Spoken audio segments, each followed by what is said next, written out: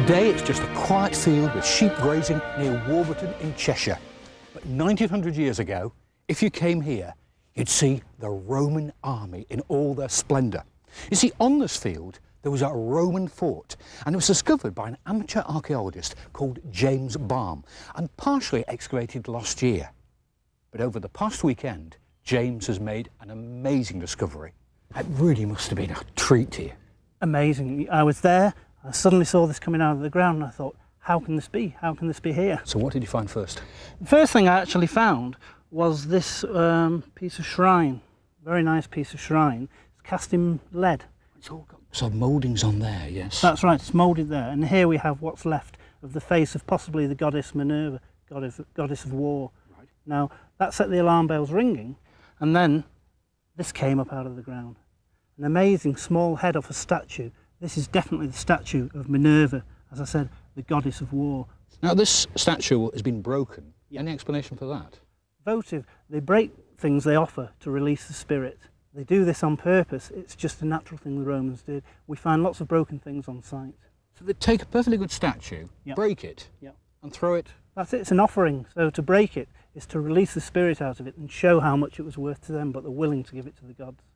This field near Warburton in Cheshire may be empty now, but the Romans were here 2,000 years ago. How do I know that? Well, local archaeologist James Balme has been searching these fields for years with his metal detector and has made some incredible discoveries, including something very special last weekend. I was here on Sunday afternoon, not been out searching for quite some time, decided weather was better, let's get out and see what we can find. And we found this. And this is, well, a tiny coin, but what is it? Tiny silver Roman coin. It's from the Roman Republic. It dates back to 109 BC. But the Romans weren't in Britain 109 BC. That's right, they weren't. These coins were brought over to pay the Roman army.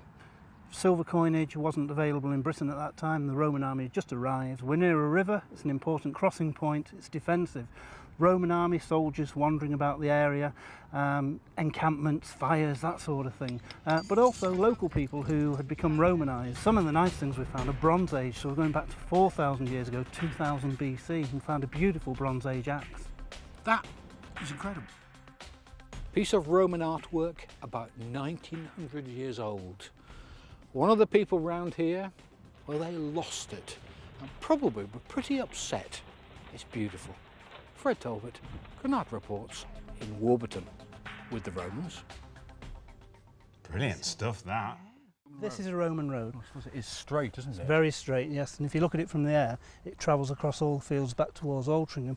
Now, it's only a small Roman road, not one of your major B Roman road. roads. A B road, yeah. But the main thing is, it would have also been used earlier than that. It could have been used from the Bronze Age period right through. In the Bronze Age period, it would have been an ancient trackway because we're on the highest ground, so it's the driest ground. Obviously, that's the best reason for doing it. So, at a depth somewhere down here, a metre or two, we might find evidence of the Roman road. Oh, certainly. There should be metalling, which is stonework for the Roman road. Larger cobbles levelled off with smaller pebbles over the top and finally bedded down to make a nice, hard, smooth surface. Incredible. Right. First of all, we're going to come back in January and pin down the rest of the defensive ditches. Then we will come back later in the year for a massive excavation. We're hoping to find the inside of the fort, which would have housed about 80 Roman soldiers, 1 centurion and 1 commander. There would have been storehouses, stables and living quarters. And we're hoping to actually dig down onto those levels and come up with some of the burial pits, which will be full of pottery, rubbish. It's just going to be incredible. It's going to be amazing. But we've got to wait a few months yet. We've got to wait a few months. It's going to be an extremely long Christmas, a cold one, but I can't wait to get back. We will find some great things, I promise you.